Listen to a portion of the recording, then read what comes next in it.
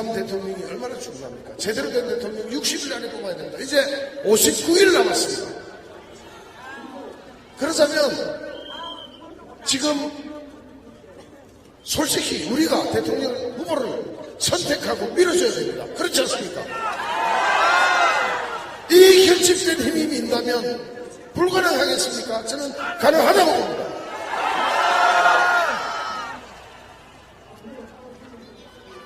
그분이 누구든 만약에 출마하지 않겠다고 하면 저택에 들어가서 모가지를 끌어내서라도 출마시킵시다.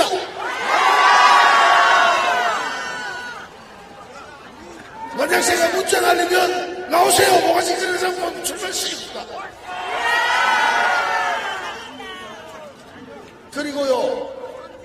그리고 여기 나오신 분들 중에도 훌륭한 분들 많아요. 김진태 출마시킬까요? 그리고 우리가 목표하는 사람과 한번 붙여봐서 경선도 시키고 홍준표도 불러서 흥행하고 국민 관심 끌고 그러면 왜 못하겠습니까? 다음 대통령 만듭시다.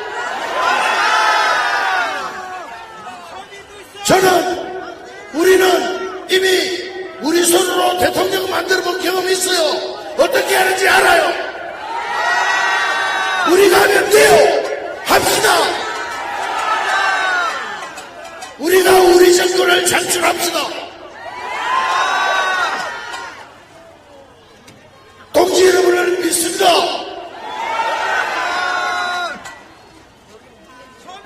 첫째요, 여러분. 애국 시민 여러분! 애국 시민 여러분!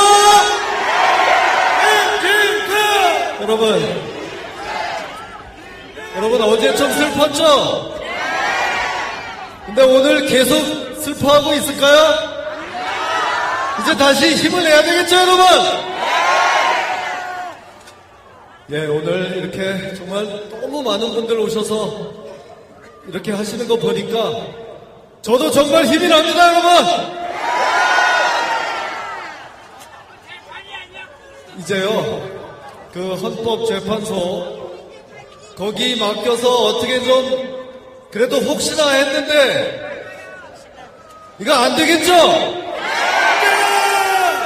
안 되겠습니다.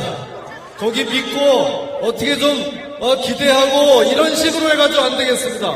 이제부터는, 우리 힘으로 직접 할 수 있는 거 확실히 해야 되겠습니다, 여러분!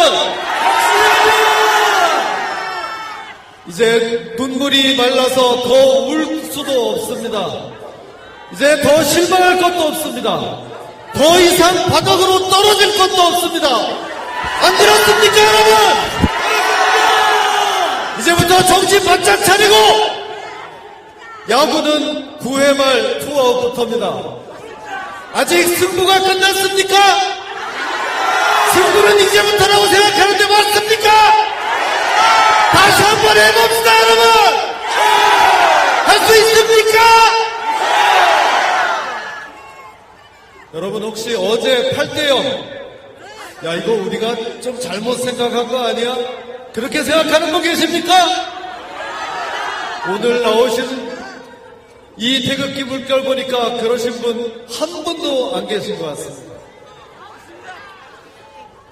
제가 그 결정문을 읽어봤습니다. 뭐 혹시 내가 몰랐던 것들이 있는 거 아닌가? 진짜 좀 안 좋은 것들이 있는 거 아닌가? 하나도 없었습니다. 네? 이거요. 보통 판결문, 결정문을 보면 다 그쪽으로 맞게 써놔서 그걸 읽어보면 그래도 좀 이게 수긍이 돼야 되는데 이번에는 파면한다 그래서 결정문을 읽어보면 읽어볼수록 더 화가 납니다, 여러분! 이렇게 얘기하면 또 그럴 겁니다. 그러면 헌재 결정에 불복하겠다는 거냐? 헌법 기관을 인정하지 않겠다는 거냐? 이렇게 나올 텐데 여러분 누가 불복을 합니까? 내일 대통령께서 청와대를 나오시면 그거는 인정하는 겁니다, 여러분. 안 들었습니까? 그렇지만 우리가 헌법재판관들을 꼭 존경해야 될 필요는 없는 겁니다. 안 그렇습니까? 그 헌재 결정을 다 동의할 필요는 없는 겁니다, 여러분. 제가 한두 가지만 간단한 예를 들겠습니다. 어제 그 이정미 재판관이 읽는 중에 첫 번째로 나온 것이 국회에서 뭐 절차가 어긋났다고 하는데 토론도 없이 탄핵 의견을 냈다고 하는데 알고 보니까 토론 신청자가 한 명도 없다. 혹시 그거 기억하십니까, 여러분? 토론 신청자가 왜 없어요? 아까 연설한 조원진 의원이 신청했었어요. 저도 신청하려고 했었어요. 정세균 의장이 받아주지 않았단 말입니다. 그런데 헌법재판소에서 신청자가 하나도 없었다고 얘기하는 거는 이거는 야당의 주장을 그대로 반복하는 겁니다, 여러분.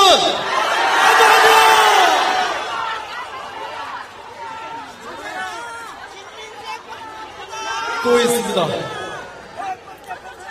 어제 또 대통령이 헌법을 지킬 의지가 없다고 하면서 든 예 중에 청와대 압수수색을 거부했다. 여러분 기억나십니까? 저는 제 눈을 의심했습니다. 청와대 압수수색 할 수가 없는 겁니다, 여러분. 그게 헌법에 나와 있습니다. 그런데 그걸 거부했다고 그게 탄핵 사유가 됩니까? 여러분, 헌법 84조 대통령은 내란 및 외환해제가 아니면 재직 중 소출을 당하지 아니한다. 현직 대통령을 기소할 수도 없고 구속할 수도 없는데 그 압수수색도 강제수사기 때문에 당연히 할 수 없는 것으로 되고 그것이 법원까지 가서 법원에서 각하가 됐으면 그거는 압수수색할 수 없는 거 아닙니까?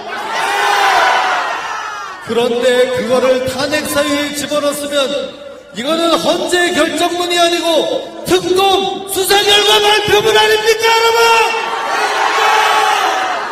이런 헌재 우리의 운명을 맡겨서 되겠습니까? 이런 헌재 우리 대한민국의 운명을 맡겨서 되겠습니까, 여러분? 이제는 그런 데 맡기지 말고 우리 힘으로 59일 후에 그게 황교안이 됐던 누가 됐던 제대로 한번 해봅시다, 여러분. 그렇게 해주시겠습니까?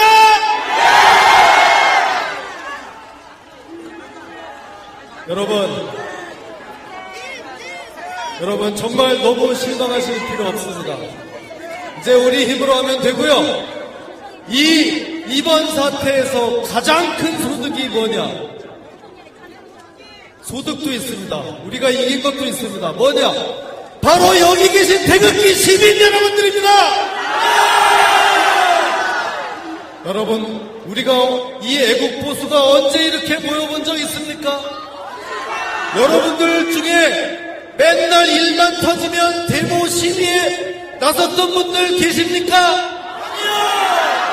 아니면 오히려 이번 일로 처음 이렇게 아스팔트에 나온 분들이 많다고 생각되는데 안 그렇습니까, 여러분? 저도 마찬가지입니다. 제가 언제 이렇게 나와서 맨날 거리 행진하고 이런 거 해봤겠습니까?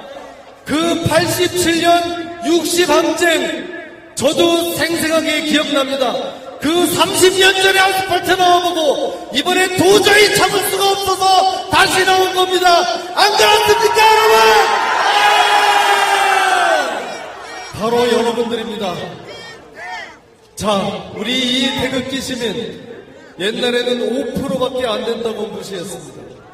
이제는 그게 은근슬쩍 15%가 됐습니다. 우리 당에서도 15%만 보고 정치할 수 없지 않냐 이런 얘기가 나옵니다. 그런데 우리 태극기가 15%밖에 안 될까요? 아니죠? 20%, 30% 그 이상 될 겁니다. 자, 이제 여러분들이 이제 더 해주셔야 됩니다. 이제 나 하나로 끝내지 말고 이제 직접 가서 투표할 날도 59일밖에 남지 않았는데 그때까지 페이스북도 하고 뭐 카톡, 문자, 옆에 친구들 데리고 나와서 여러분들이 한 명, 두 명만 더 데리고 나오면 태극기 시민이 지금 15%밖에 안 된다 하는데 그게 30, 40, 50%가 되지 않겠습니까, 여러분?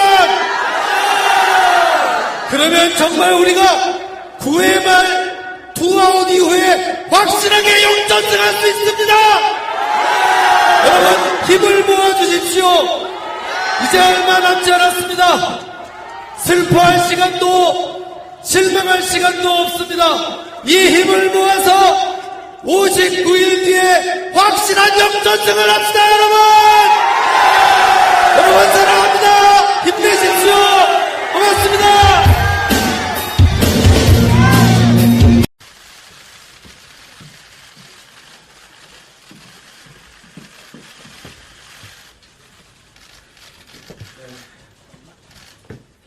오늘은 제 자신에 대해서 좀 말씀을 드리고 또 미래에 대해서 오늘은 사상 처음으로 대통령이 화면돼서 청와대를 나오는 모습도 지켜봤습니다. 그동안 그 차디찬 거리에서 아무리 탄핵무효를 외쳤지만 우리의 목소리를 귀 기울여 주는 사람은 없었습니다. 무너져 내려가는 이 대한민국을 지켜볼 수밖에 없었습니다. 그랬던 이분들이 대통령 탄핵 이후에 저에 대해서 대선 출마를 권유하기 시작했습니다. 어제는 제 지역구 사무실에서 출마 촉구 시위가 있었습니다. 얼마 전까지 매주 촛불 집회가 열렸던 바로 그곳이었습니다. 물론 저는 충분히 준비할 시간이 없었습니다. 그동안은 진실을 위한 투쟁을 하는 것이 더 급하다고 생각했기 때문이었습니다. 결정을 앞두고 어제 부모님이 계신 대전 현충원회를 다녀왔습니다. 국가 유공자셨던 제 아버지의 영전 앞에서 주먹을 꽉 쥐었습니다. 어떻게 여기까지 온 나라인데 이대로 말 수는 없다, 이런 생각이 들었습니다. 저는 재선 의원입니다. 생전 처음 이런 전국 단위 선거에 나오는 겁니다. 두려움도 많습니다. 잘못하면 정치적으로 죽을 수도 있습니다. 벼랑 끝에 서 있는 심정입니다. 하지만 이 애국 시민들이 내미는 손을 뿌리칠 수가 없었습니다. 저만 살겠다고 뿌리칠 수가 없었습니다. 훌륭하신 우리 당의 선배님들에 비해 능력도 경험도 부족합니다. 하지만 진실에 대한 열망, 자유를 위한 투지만큼은 그 누구보다도 뒤지지 않는다고 생각합니다. 제가 우리 당의 대선 후보가 되면 다음에 3가지를 꼭 지켜내겠습니다. 첫째, 대통령 탄핵으로 인한 상처를 어루만져 드리겠습니다. 대통령을 끝까지 지키겠습니다. 역사에서 진실을 밝히겠습니다. 그 누구도 더 이상 억울한 일을 당하지 않는 공정한 사회를 만들겠습니다. 저는 처음부터 태극기 시민들과 그 눈물과 좌절을 함께했던 사람입니다. 온몸을 던져 특검 연장을 막아냈던 사람입니다. 두 번째, 분열된 보수를 재건하겠습니다. 지금 태극기를 들었던 시민들은 우리 당에 실망해서 새로운 당을 만들고 있습니다. 이분들을 달래서 우리 당으로 보수의 기치를 확실히 세우겠습니다. 지금 우리가 잠시 멈칫하고 있는 것 같지만 우리 보수는 건국과 부국의 신화를 창조한 사람들입니다. 다들 저마다 보수라고 합니다만 저는 수식이 필요 없는 보수, 정통 보수의 길을 가겠습니다. 보수를 결집시켜 통쾌한 9회 말 역전승을 이루어내겠습니다. 세 번째, 이 땅의 자유민주주의를 확립하겠습니다. 민노총 전교조로 나라가 좌경화되고 있습니다. 폭력 시위 도중 사망한 백남기 씨는 기억하면서 태극기 집회 중 분사한 우리 세 분의 열사의 이름은 아무도 기억하지 못하고 있습니다. 천신만고 끝에 만들어진 국정교과서는 전국 중고교 중에서 단 한 곳만 채택이 됐습니다. 저는 통진당 이석기를 국회에서 처음 공론화해서 몰아냈던 사람입니다. 국회 법사위에서는 우리 보수의 두 축인 자유민주주의와 시장경제질서에 어긋난 그 무수한 악법들을 몸으로 막아내왔던 사람이라고 자부합니다. 이제 자유와 법치가 숨쉬는 제대로 된 나라 꼭 한번 만들어 보겠습니다. 고맙습니다. 많이 도와주십시오.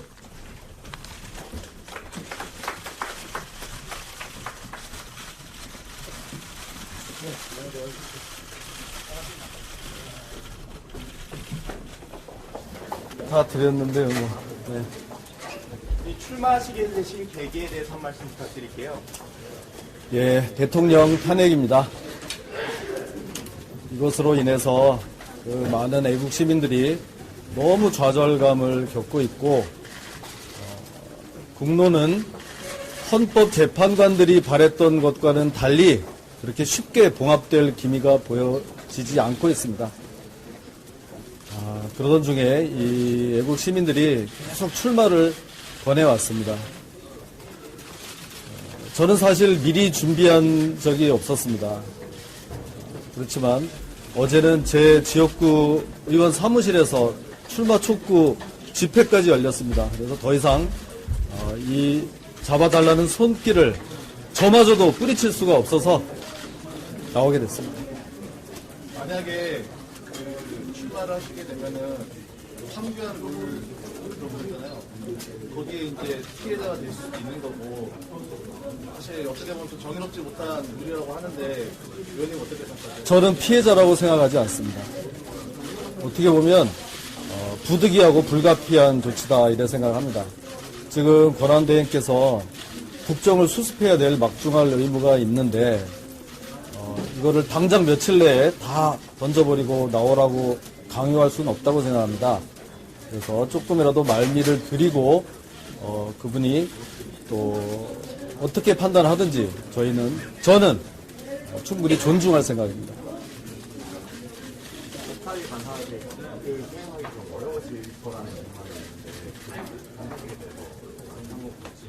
저도 그게 좀 걱정이 됩니다. 이 대선 후보도 좋지만 지금 이 물밀듯 들어오는 이 입법들을 정말 차분하게 검토해야 될 법사위의 업무도 굉장히 중요한데요. 그렇다고 하더라도 이제는 좀 더 큰 틀에서 한번 제가 평소 생각했던 이런 포부를 좀 펼쳐보고 싶고요. 그러는 중에도 이 임시국회 법사위에 꼭 필요한 제 역할은 그대로 수행하겠습니다. 지금 박근혜 대통령 이제 지지하시는 분들 사이에는 황교안 총리가 이제 아무래도 좀 본격적으로 대표주자로 지금 이제 거론되고 있는 상황에서 의원님이 어떻게 보면 경쟁자로 나설 수 있다면 그러면은 보게 되는 네, 오늘은 정말 처음으로 제 얘기를 드렸던 자리입니다. 그래서 여기서 이제 다른 분에 대해서 이렇게 언급하는 것 자체가 좀 안 맞는 점이 있는데, 그렇다 하더라도 분명한 상수인 그분에 대해서 뭐 언급을 회피할 생각은 또 없습니다. 저 개인적으로도 존경하고 훌륭하신 분입니다. 글쎄요, 고민을 하시겠지만 만약에 우리 당에 들어오셔서 대선 후보의 꿈을 가지신다고 하면 그 우리 경선 무대에서 선의의 경쟁을 하고 그런 절차를 통해서 가장 경쟁력 있고 훌륭한 후보를 뽑는 게 맞다 이렇게 생각합니다. 예비 경선 포도투가 이제 얼마 남지 않았는데 여기에 대한 자신이 있는지와 지금 현재 야당에 대해서 지지율이 낮은 편인데 지지율에 반전 전략 같은 거를 네, 참 예리한 질문인데요. 말씀드렸듯이 전국 단위 선거에 처음 나옵니다. 제가 태극기를 들고 거리를 쫓아다니긴 했지만 이게 과연 시민들에게 어떻게 받아들여지고 어떤 수치로 나올 것인가 전혀 알 수 없습니다. 하지만 저는 여태까지도 지난 우리 탄핵 이 사태를 두고서도 그렇게 하나하나 이게 이득이 되느냐 아니냐 어떤 것이 살 길이냐를 따져오지 않았습니다. 한식에 주거나 청명에 주거나 이 원칙을 이번 이 대선 경쟁에서도 그대로 적용하겠습니다.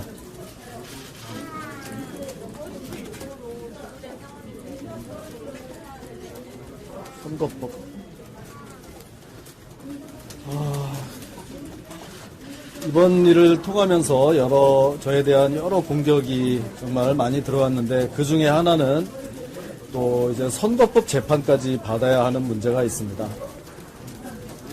그래서 또 조만간 또 제가 넘어야 할 통과 의례다 이렇게 생각을 하고요.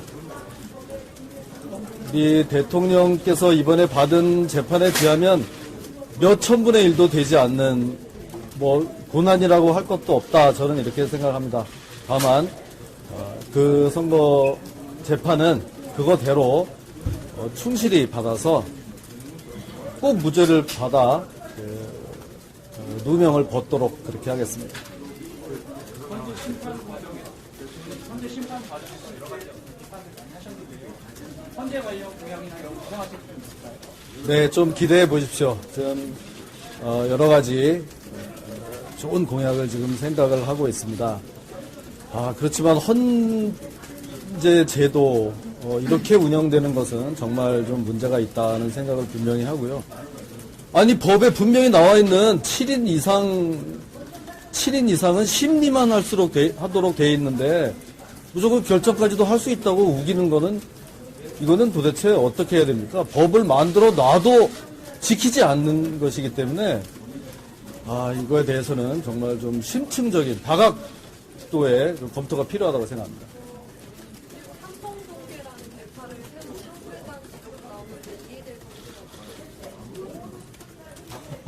저 처음 들어보는데요. 이제는 계파를 이제 따지다가 이제 그런 계파까지 새로 생긴 모양인데 제가 그 말씀은 분명히 드리겠습니다. 저에 대해서 여러분 우리 기자님들도 또 오늘 기사를 쓸 때 친박 김진태 이렇게 아마 많이 쓰실 겁니다. 저 그거 그냥 인정하겠습니다. 그런데 여러분들 저 같은 이 정통 보수를 친박의 프레임에 꼭 가두려고 하는 그거 좀 이제 다시 한번 생각해 주십시오. 저는 대통령을 끌어안고 여기까지 왔고 또 그것이 대선 출마하는 직접적인 이유까지 됐던 사람입니다. 그거를 부인하겠다는 것은 아닙니다만 저는 처음부터 친박이라고 할 이유도 사실 없었습니다. 제가 19대에서 처음 19대 국회에 들어왔을 때는 대통령이 MB였습니다. 저는 MB를 위해서 4대 강인이 뭐니 이런 야당의 부당한 공세에 맞서가면서 일했습니다. 그러다 나중에 또 박근혜 대통령이 되셨습니다. 그럼 여당 의원은 대통령을 도와가면서 국정이 좀 흘러가도록 일을 해야 되는 거 아닙니까? 그런데 그거를 줄서기를 한다. 그런 식으로 자꾸 프레임을 만들고 친박은 마치 주홍 글씨처럼 돼버렸는데 저는 그 주홍 글씨를 가슴에 안고 가겠습니다.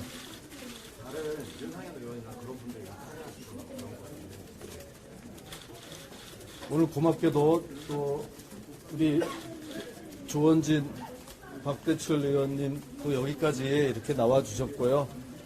제가 별도로 우리 다른 의원님들께는 이렇게 부탁 말씀을 안 드렸습니다. 정말 이번 탄핵 또 지금 이 기울어져 가고 있는 나라를 생각한다면 좀 뜻을 같이 하시는 분들이 많을 것으로 기대합니다. 오늘 의원님께서 처음 말씀하실 때도 급하게 나왔다 이렇게 이제 하셨는데 그러면은 뭐 사실상 박근혜 대통령 탄핵에 반대하는 의미에서 이제 나온 걸로 해석이 되는 거고 별다른 뭐 일자리, 뭐 통일, 뭐 공권형 개선 이런 이제 키워드에 대해서는 따로 생각하신 게 있으십니까? 그거는요, 갑자기 나오게 됐다는 거는 그겁니다. 저는 지난 3월 10일까지는 사실 탄핵이 이렇게 인용될 줄은 생각하지 못했습니다. 당연히 이 땅에 정의가 있다면 탄핵이 기각될 것으로 생각을 했었습니다. 그렇기 때문에 요 며칠 갑자기 이렇게 된 것이 정말 급작스러울 수밖에 없었다는 말씀을 드리는 거고요. 여러 가지 그런 평소에 뭐 생각하는 국정에 관한 그런 것들이 그럼 있었겠느냐 하는 것인데, 그래도 제가 뭐 경험은 짧지만 지금 의정활동 5년째입니다. 국회 법사위에서 모든 국회를 통과하는 모든 법들을 마지막 심사하는 그래도 그 수문장 역할을 했었습니다. 지금 그 하나하나 공약 물론 뭐 준비하겠지만 지금 시점에서 제일 중요한 것은 이번 탄핵을 둘러싸고 이 상처받은 민심을 어떻게 어루만져 줄 것이냐, 또 우리 이 보수를 어떻게 결집할 것이냐, 또 우리 자유민주주의 체제를 이 좌경화의 늪에서 어떻게 구출해낼 것이냐, 이게 보다 중요한 과제라고 생각합니다. 진정된 보수를 제공한다고 하셨는데 혹시 뭐 반인파라든지 뭐 이런 것도 보수를 제공한다고 이게 하셨는데 그럼 통합 같은 경우도 좀 염두에 두시고 한다든지. 일단은 우리 당 자체가 단결하는 게 제일 중요하겠고요.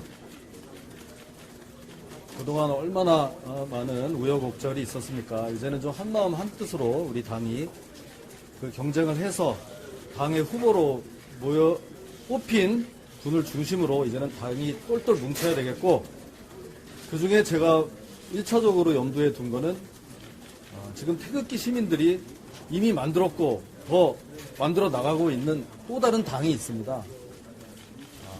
이분들도 잘 어루만져서 좀 우리 이 자유한국당을 중심으로 다시 우리가 좀 이렇게 결집할 수 있도록 그런 역할을 좀 하겠습니다. 그 당이 새누리당 맞습니다. 자, 이제 이 정도 할까요? 네. 후보 등록 언제 하세요? 예, 지금부터 서류를 준비해서 빠른 시일 내에 뭐 가급적 오늘 뭐 하도록 하겠습니다.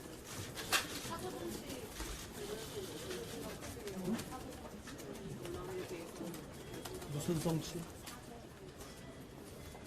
쓸 수도 없는 말이고요. 아까부터 저 처음 듣는 얘기를 많이 하시는데 삼성동 개파다, 뭐 사저 정치다. 우리 언론인 여러분들 이제 제발 좀 잘 좀 해주세요.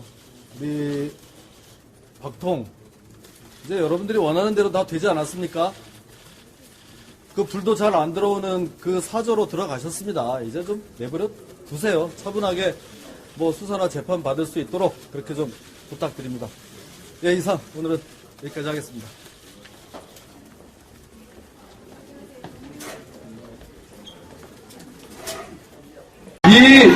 이 순둥이 감자바위가 드디어 이 마산까지 왔습니다. 여러분 정말 반갑습니다.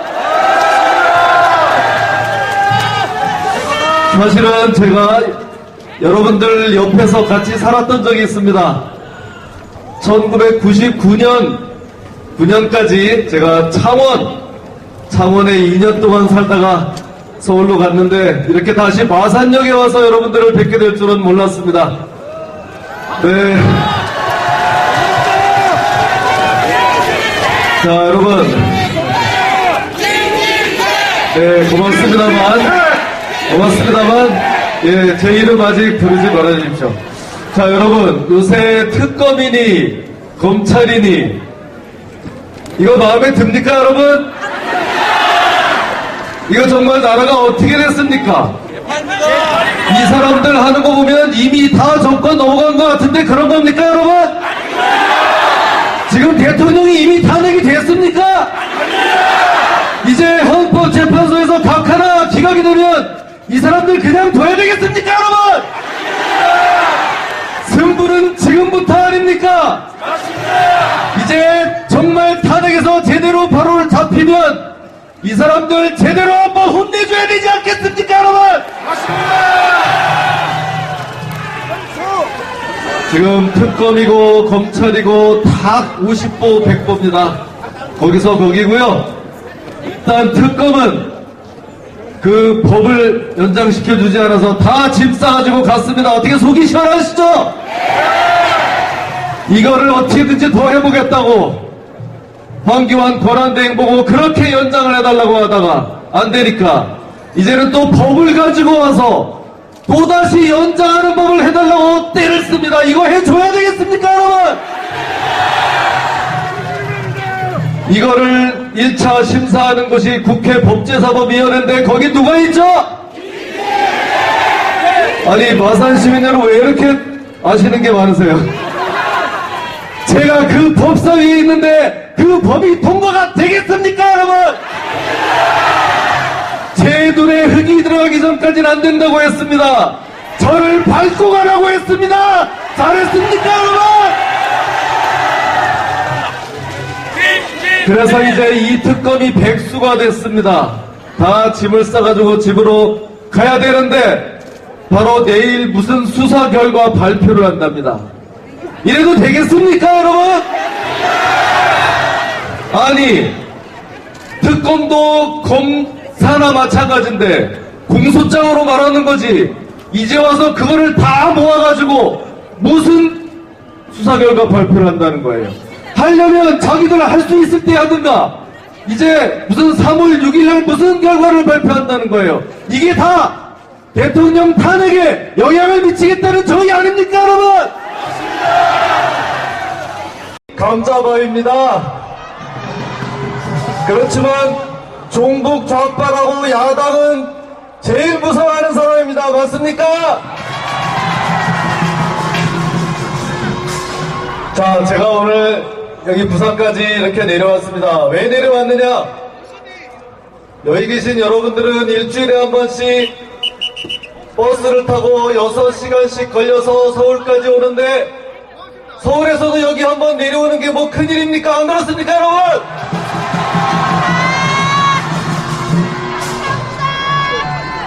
네, 정말 고맙고요. 저 사실 옛날에 이 부산에 살았습니다, 여러분.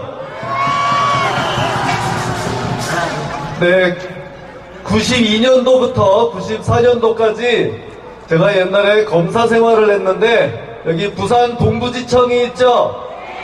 네, 해운대구에 있는 동부지청에 근무하고 온천동에 2년 동안 살았습니다. 다시 이렇게 뵙게 돼서 반갑습니다, 여러분.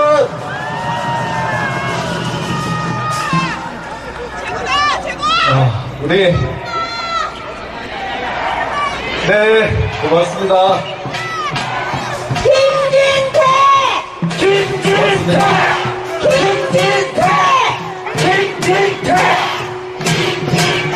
네, 여러분 어제 밤 좀 설치셨죠? 오늘 새벽에 좋은 소식이 있었는데 알고 계시죠? 네, 삼성 이재용 부회장에 대한 구속영장이 기각됐습니다.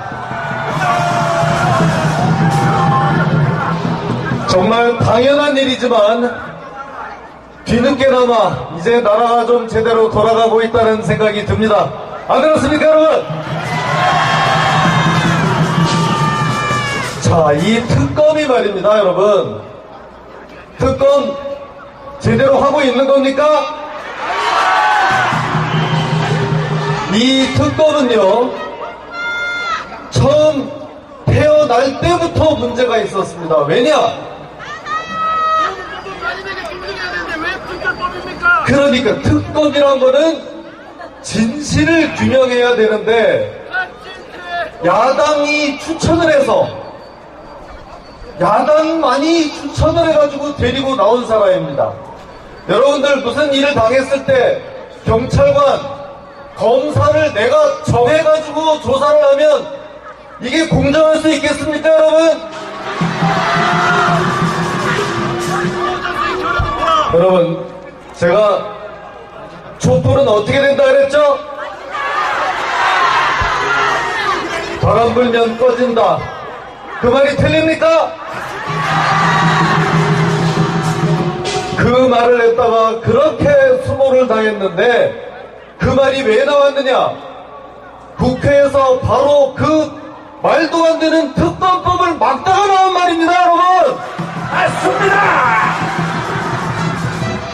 그때 제가 뭐라고 했느냐? 여야 국회의원들이 촛불에 쫄아가지고 무조건 그 편파적인 특검법을 합의를 해서 무조건 통과시켜달라고 할 때 저 혼자 국회 법사위에서 그거를 버티고 버티다가 마지막에 제가 한마디 한 겁니다. 만약에 이 특검법이 통과되면 이거는 촛불에 이끌려서 촛불에 밀려서 원칙을 저버린 국회 아주 치욕의 역사가 될 거라고 했는데 제 말이 틀립니까, 여러분? 맞습니다!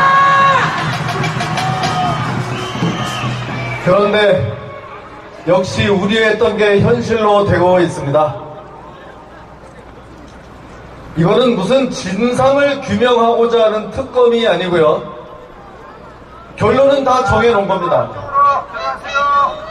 어떻게든 대통령을 탄핵시키는 것으로 목표를 정해놓고 거기에 짜 맞춰서 모든 수사를 하고 있는데 여러분 그렇게 생각하지 않으십니까? 맞습니다! 제 고향이 어디죠? 강원도 네. 춘천. 강원도 감자바입니다. 그런데 제 아버지의 고향은 경상북도 성주입니다, 여러분. 그때 그 사드 배치 가지고 그 시끄러웠을 때 제가 우리 고향 분들 사드 배치 좀 받아들여 달라고 했다가 욕 엄청 먹었습니다, 여러분. 여기가 어딥니까? 우리 자유민주주의의 성지, 우리 6.25 때 낙동강 전투에서 우리 대한민국을 구출해 주셨듯이 이 기회주의자와 비겁자들이 판치는 탄핵의 바람을 우리 대구 경북에서 막아주십시오, 여러분!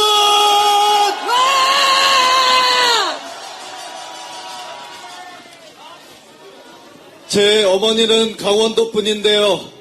6.25 때 강원도 춘천에서 걸어서 이 대구까지 오셔서 여기서 피난 생활을 하셨답니다.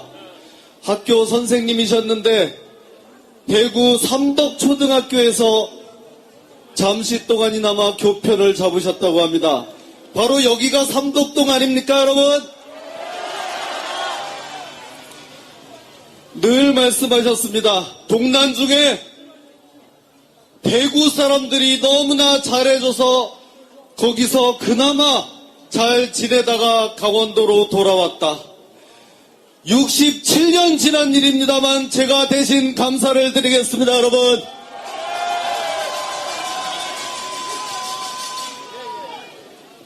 여러분, 어제 우리 대통령님의 인터뷰 뭐라고 하셨습니까? 너무 엮어도 너무 엮었다. 거짓말이 산처럼 쌓였다. 이렇게 말씀하셨습니다. 여러분들, 우리가 누구 때문에 지금 이렇게 잘 살게 됐습니까, 여러분? 바로 그 박정희 대통령, 유경수 여사의 따님을 우리가 이렇게까지 해도 되겠습니까, 여러분?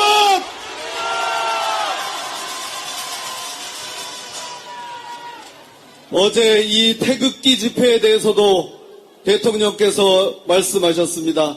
그분들이 이 추운데도 자유민주주의 체제를 수호하기 위해서 그 고생을 하시는 것 같다.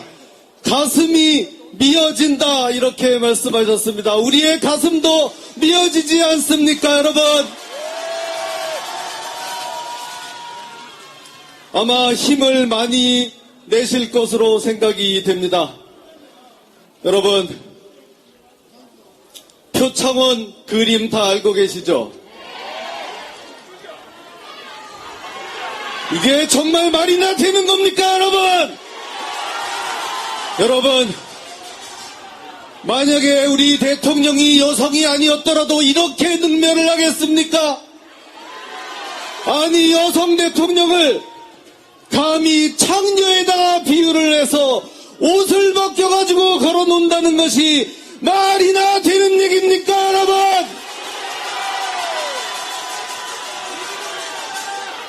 이런 사람들입니다. 바로 이렇게 가난무도한, 흉악무도한 사람들이 어둠 속에서 탄핵의 함정을 파놓고 탄핵을 밀어붙이고 있는데 우리가 거기에 동의를 해줘야 되겠습니까, 여러분? 오늘 만약 이 법안이 통과된다고 하면 촛불에 밀려서 원칙을 저버린 우리 법사위 오욕의 역사로 남게 될 것이다. 저는 감히 이렇게 얘기합니다. 하지만 촛불은 촛불일 뿐이지 결국 바람이 불면 다 꺼지게 돼 있다. 민심은 언제든 변한다는 말씀도 함께 드립니다. 저희 국회가 어떻게 담아낼 것이냐 하는 문제.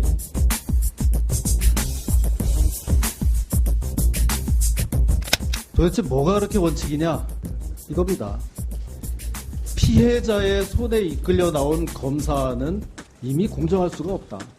결론적으로 이렇게 처음부터 편파적인 특검은 그 결과 보기도 전부터 편파적일 수밖에 없다.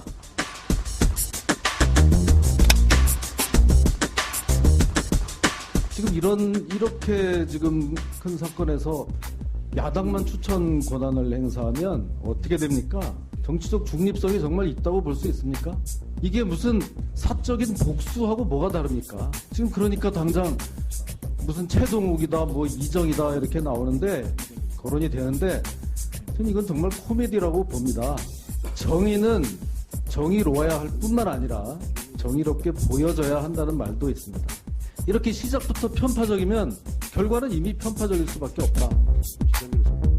그것도 뭐가 좀 잘못 있어요. 막 그냥 그러니까 국가공무원법에 의해서 근거 이상 힘을 받으면 파면되게 되지 대통령의 어떤 내란 외환죄 아닌데 재임 형사소송을 할 수 없다는 부분들도 바로 그런 거 아니겠습니까? 당연하죠. 그렇게 직권남용이나 강요죄로 처벌될 수가 없다는 거요. 예.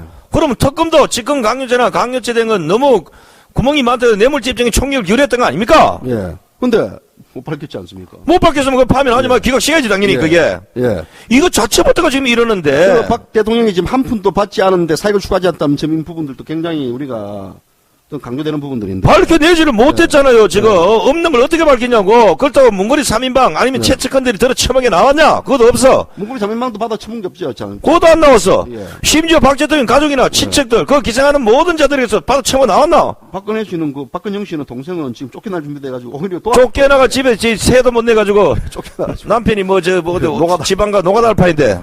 예. 그러니까 채권 가족까지 아무도 지금 돈 놓은 게 아무도 없단 말입니다, 지금. 사실 이 돈 놓은 게 안 놓은 게 굉장히 이게 역대 정권에서 설마 안 받겠다고 털었어. 예. 안 나왔어. 예. 그러면 탄핵은 당연히 예. 기각돼야지. 예. 그러니까 현재는 탁실한 탄핵 사유 등 뇌물죄에 대하여서는 판단하지 못했던 거 아니에요? 못했죠. 박근혜 대통령이 이제 이자들은 이 얘기요. 박근혜 대통령이 정무수석에게 지시해가지고 예. 기업들이 최순실에게 이익을 취하게 하면 이게 직권을 남용했다는 얘기죠. 헌법과 법률 위반은 그 위반 정도는 탄핵할 만큼 중대하다고 판단했어요. 예. 이게 왜 중대한 사안이냐고. 중대한 사안은 내한, 내후, 외환. 예.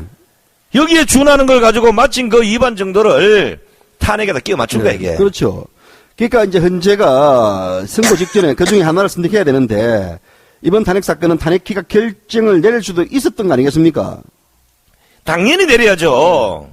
박근혜 대통령의 직권 남용이 네. 헌법과 법률에 자기들은 위반된다 봤지만 탄핵을 할 만큼 중대하다고 볼 수 있는 그런 판단이 잘못됐기 때문에 기각해야 된다는 거예요. 이게. 탄핵 심판의 핵심은 이제 헌법과 법률 위반이 탄핵을 할 만한 중대한 어떤 한지 여부에 대한 달려 있는 건데 그렇죠. 그런 부분들에 대해서 이제 결국은 이번에 이제 헌재 결정으로 예. 대통령의 직권 남용 뭐 이런 예. 저거들이 씨부러 제낀 거는 더 이상 통치행위가 아니므로 대통령 대임 중에 사법적인 판단의 대상이 된다. 자기들이 이래봤어요.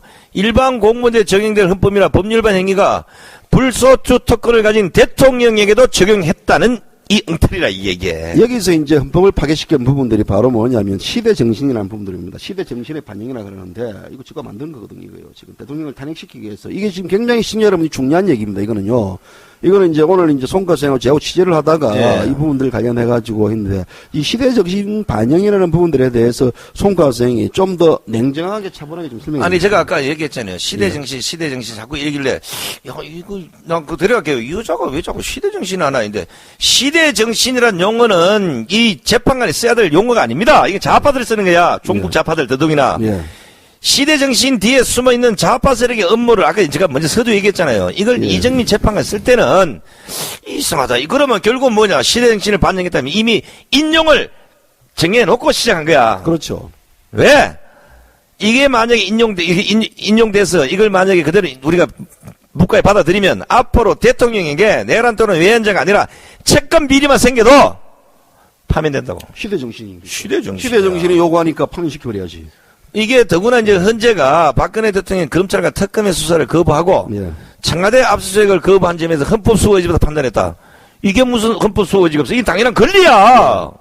그러니까 이제 대통령 채권 비리에 대해 누군가가 대통령 형사 고발했을 때는 형사 풀소트가 없어. 없지. 따져봐드려야지. 무조건 대통령 하대로 검찰 수사 거부하고 청와대 압수수색 거부하면 헌법 수호 어떤 판단을 파면돼야 돼. 파면돼야 되지. 그럼 대통령 아무리 누가 해도 예.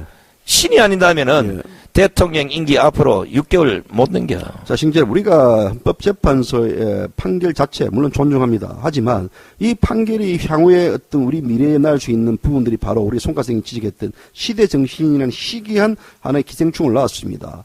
결국 그것이 뭐냐면 헌법 파괴입니다. 법치 파괴고 오죽하면 그 자유한국당 김진태 의원이 출마 이변을 통해서 법치를 바로 세우겠다는 부분들도 이 같은 맥락입니다. 제가 저희들 그 유타운에 예. 그 법과 이제 법과 관련한 걸 기고하시는 변호사님 예. 계세요. 상당히 이제 진학하시고 헌법적 상식이 너무 높아서 이건 내가 가서 사실은 뭐 물어보고 토론하고 우리 관계하지 않아요. 우리 강의를 한번 들어보자 도대체. 우리가 뭐 그 1시간 이상 들었잖아요.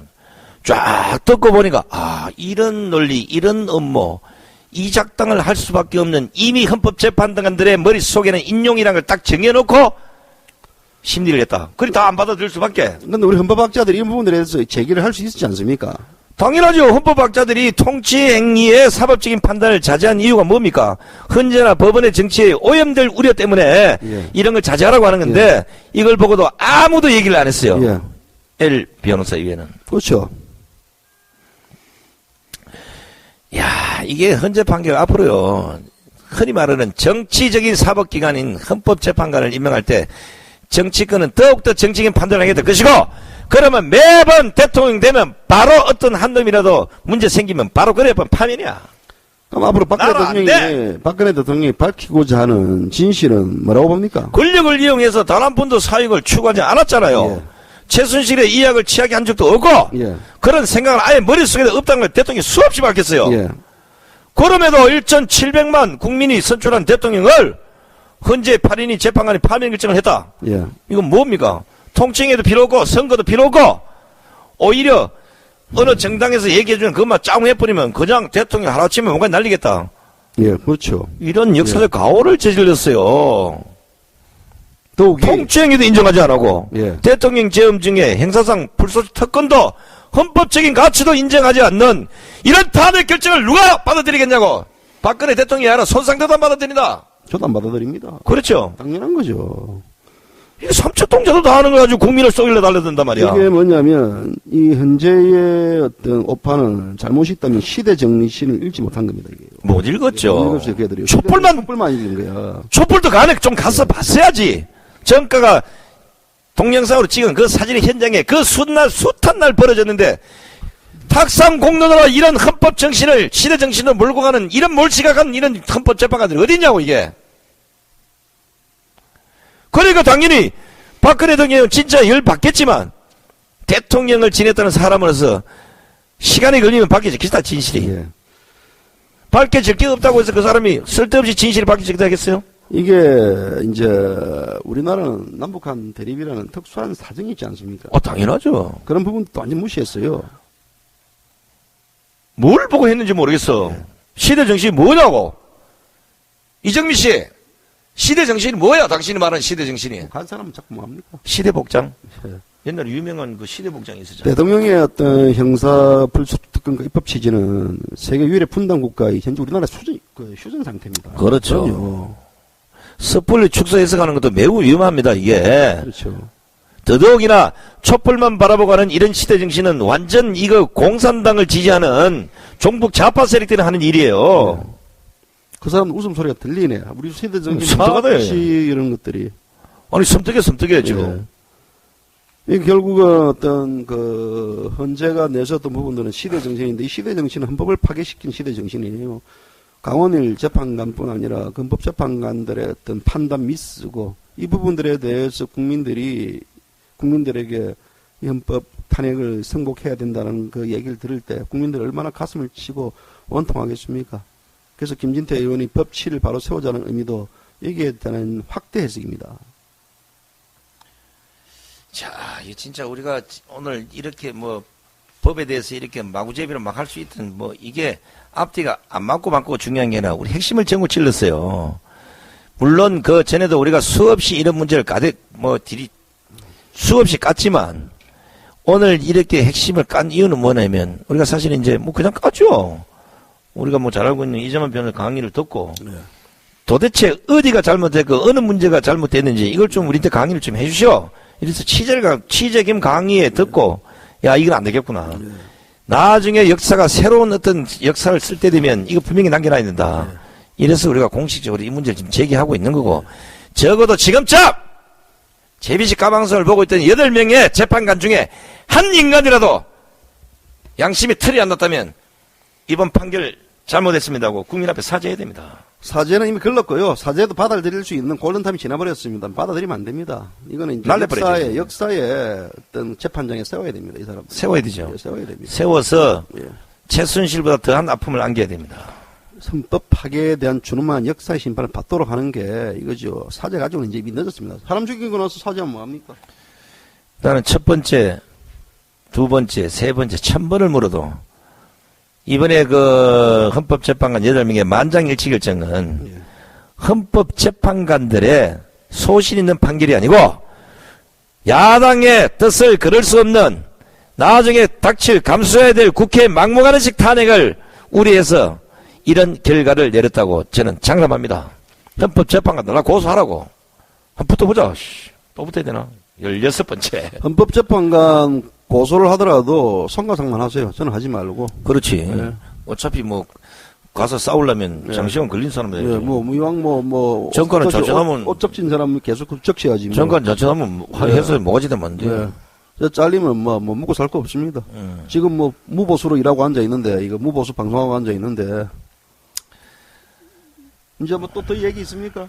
전 이제 또 머리가 좀 띵하다. 이 정도 씹으랬는데 그 정도면 대충 알고. 핑 도네 자꾸 핑 도네. 요새 한마디로 말하면 네. 이번 8등의 재판은 진짜 개탄스럽습니다. 이걸 보고 대한민국 수많은 헌법 전문가들이 주댕이를 닫고 가만히 있다는 이 자체가 서글픕니다. 서글퍼. 우리가 나설 게 아니라 대한민국 우리처럼 이래 얄팍한 지식을 갖고 있는 사람도 강의 한번 듣고 이렇게 좋아질 수가 있는데 여기에 대해서 입을 닫고 있다. 이런 인간들 때문에 대한민국이 안 되는 거야. 이런 인간들 참 봐도 욕들을 묻고 요새 그냥 아이고 머리 띵합니다. 밥을 먹든 욕을 먹든 하여튼 배불리 먹읍시다. 이제 송가생 또 할 얘기 있습니까? 없습니다. 오늘 방송 여기서 끝내는 게 경고는 없습니까? 하고 가야죠. 경고 한마디 해주고 바로 눌려주십시오. 남아있는 7명의 헌법재판관 눈만 뜨면 앉아서 나라 돈 축 내지 마시고 과연 이번 판결이 국민의 만족할 만한 당신들이 말하는 시대정신에 부합하는지 당신들 스스로 밝히시오. 당신들이 미워서 그 매일같이 태극기 들고 당신들 집이나 옆에나 아니면 헌법재판소 앞에서 건드는 그 사람들의 심정을 좀 생각해보라고! 끝낼까요? 자, 김진태 의원한테 한번 격려해 주시죠. 그렇죠. 예. 김진태 의원께서 오늘 대통령 출마 선언하셨습니다. 내가 보면 잘했어요. 나도 뭐 축하 메시지를 보냈습니다만은 그동안 국민들 앞에서 진솔한 모습을 보여줬던 그 정신, 그게 바로 시대 정신이고 그게 바로 대한민국을 살리는 애국 정신입니다. 그거 초심 잃지 마시고 만약에 대선 후보로 선정이 돼서 간다 그러면 꼭 성공하십시오. 그래 대한민국 다시는 이런 개탄스러운 불상사가 안 생기도록 앞장서 주시기 바랍니다. 이정미 재판관 퇴임했으니까 집에서 편히 쉬세요 이제. 편히. 쉬겠나? 편히 쉬어야 돼요. 예. 겁이 나서 밖에 나오지를 네, 못하겠네. 편히 쉬시고 그동안 고생했소다. 아주 시대 정신 반영한다고. 집에서 가정부 잡고 시키지 말고 이제 집에서 시원하게 이제. 했어요. 언제 한번 또 볼 겁니다 우리하고. 당연히 보겠지. 네, 볼 거예요. 거기 가서 이제 우리 고소도로면 그거 가서 이제 우리가 고소 우리라 착하지만 송가생 고소하면 아니 알아서 고소도로면 네. 거기 이정미 변호사 되잖아 앞으로. 네, 이정희 변호사. 그거 가서 의뢰 선임해야지 이제 어떻게 하는 시대 정신을 반영하는 변호사. 우리 형제 여러분 이정희 변호사 많이 선임해가지고 혹시라도 법적 문제가 있으면 많은 자문을 구하시면 좋겠습니다. 시대 정신 바로 옆으로인데. 굉장히 저희가 시대 정신으로 올바른 판단을 할 수 있는 것 같습니다. 오늘 방송 여기까지입니다. 감사합니다.